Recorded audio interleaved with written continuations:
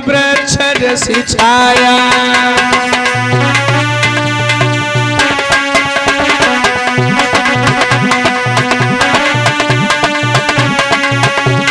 भैया समय समय की बात समय को परखे ज्ञानी, और समय पे निकलती धूप समय पे बरसत भोले पानी।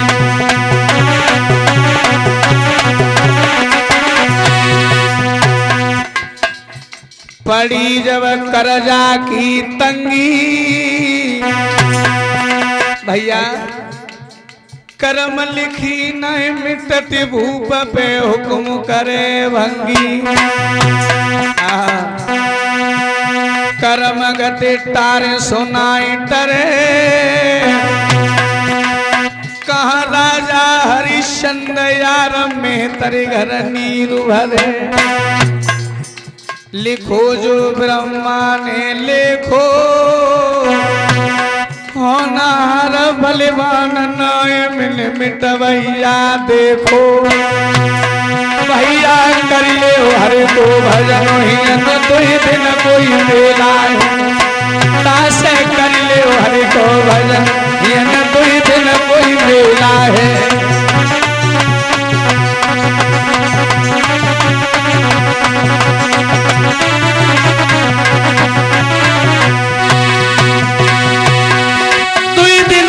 मेला है हंस उड़ जाए अकेला है। दासे कर ले हरे को भजन हियन कोई दिन कोई मेला है।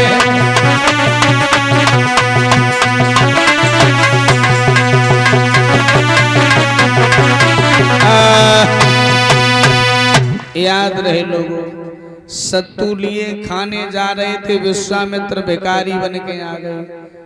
जवाब दिया, प्रभु मुझे बहुत तेज भूख लगी है, भोजन मिल जाए तो दे दीजिए। हरिश्चंद्र ने एक बार देखा भोजन की तरफ और दे दिया, ले जाइए। दूसरी बार खाने के लिए बैठे, कोड़ी बन के आ गए। जवाब दिया, मुझे भूख लगी है, कोई भोजन दे दीजिए, दे दिया। तीसरे दिन खाने के लिए बैठे, अंधा बन करके आगे। जवाब दिया, कोई हो दाता जो हमें भोजन दे दे, भूख लगी है। हरिश्चंद्र ने दे दिया।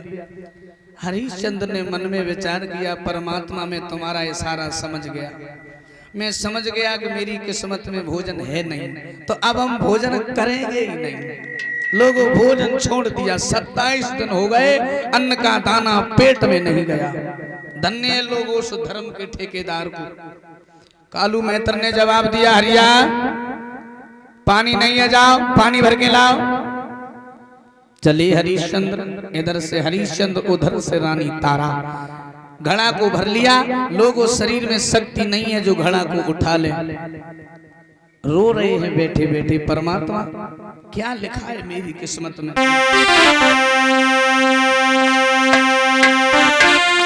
विधाता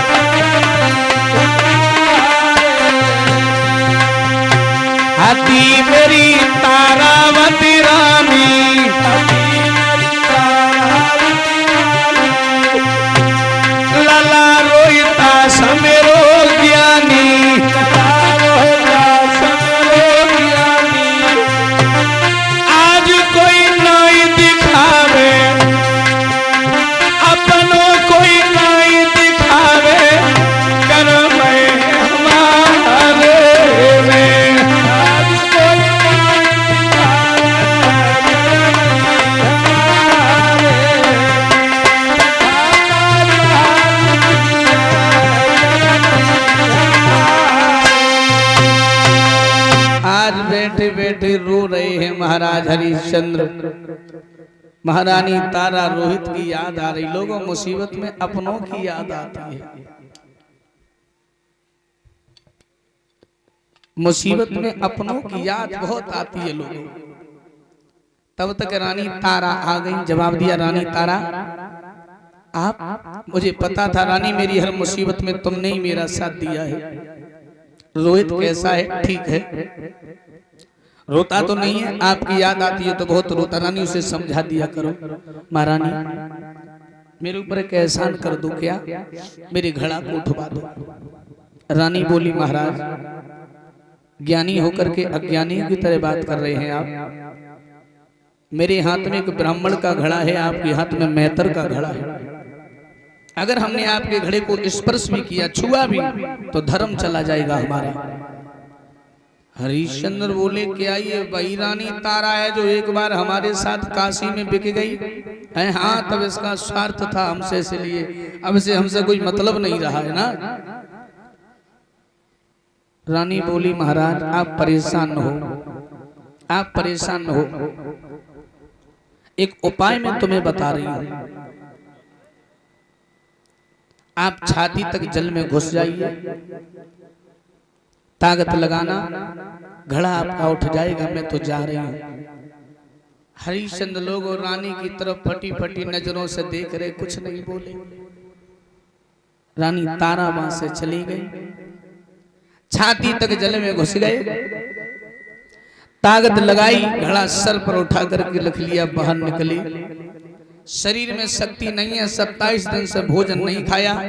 आगे बढ़े, पैर लड़खड़ाए, ठोकर लगी, गिर पड़े, घड़ा टूट गया। जवाब दिया, आज मेरा मालिक मुझे जिंदा नहीं छोड़ेगा। कालू मेहतरा बोला, हरिया घड़ा कहां गया? टूट गया, घड़ा टूट गया। इतना खाता है, कहां ले जाता है? दिन पर दिन कमजोर होता जा रहा है।